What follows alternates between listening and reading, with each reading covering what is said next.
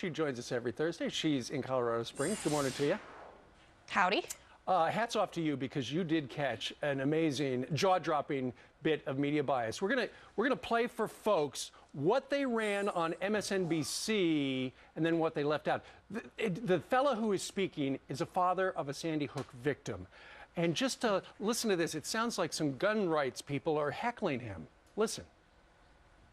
Why anybody in this room needs to have one of these assault-style weapons or military weapons or high-capacity clips.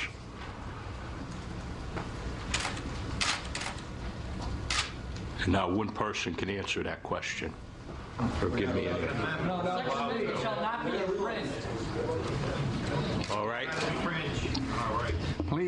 Please, no comments while Mr. Heslin is speaking. Okay, so that's what they ran on MSNBC, but they selectively added it.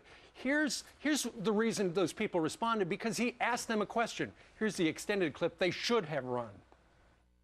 I wish I asked if there's anybody in this room that can give me one reason or challenge this question. Why anybody in this room needs to have one of these assault-style weapons or military weapons or high-capacity clips.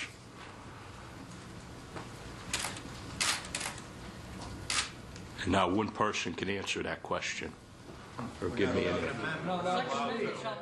And Michelle, when you see the whole clip, you realize he was asking people in the room for an answer, and they gave it to him, but MSNBC, deceptive editing there. They smeared Second Amendment activists, and this was a monstrous example of media malpractice. On Tuesday, the reason why my team at twitchy.com was able to pick up on this story when everyone else was running the false, bogus account of this so-called heckling is that we were paying attention to people who were actually at the hearing, who were tweeting messages that all of that information was false, that there was no heckling and shouting and basically the kind of ruckus that NBC played it up to be.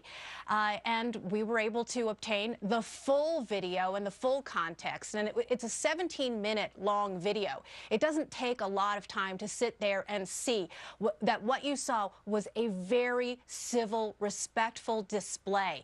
And when this man solicited answers, not once, but twice, they answered the question. And somehow that was turned into the most horrible example of incivility to fit the gun-grabbing media's narrative that those people who defend Second Amendment rights and who are law-abiding gun owners are somehow the worst enemies of this country. Have they apologized? Of course not. And in fact, it took a lot of pressure and repetition on the part of our Twitchy editors and many citizen journalists and watchdogs for other outlets to finally acknowledge the truth. You know, the likes of all these left-wing blogs and the Huffington Post and other outlets. And to this day, that, you know what they say, it only it takes a lie travels halfway around the world before the truth puts its shoes on. But fortunately, because of things like Twitter and alternative media, we can chase down that lie and tackle it at the speed of tweet. Well done. One other thing that people are talking about a lot, because it's on the front page of the Wall Street Journal today, is Obamacare and how unions would actually feel about it. People are stunned to see this article that unions may now not want to actually have Obamacare, and could it be? Could it be in an interesting way? Also, the discussion is: could it be that your doctor would eventually be part of a union? Maybe you'd get this when you call your doctor's office. Listen to this, Michelle. Hello, you've reached the doctor's office. I'm sorry, the doctor can't see you today. He's on strike. Okay, so on the one hand, is that a reality? Doctors would be joining unions? Well, it certainly could be. Anybody who has watched the movement of the Service Employees International Union, Purple Power, over the last 10, 15 years sees this trend of big labor, public employee union encroachment in healthcare. They've tried to dragoon home health care workers. They are hungry for new dues-paying members, and they'll get them any way they can. And what's happening with the Obamacare trend, of course, is that the small practitioner, the small family family practices are getting crushed. And it's the intended consequence of government healthcare takeover to absorb all of these individual medical entrepreneurs into large hospitals and government entities. Sure. Yes. Yeah. Now, what about this? I was shocked to see, Steve, you talked to Senator Barrasso. Yeah. He found out that guess who wants out of Obamacare?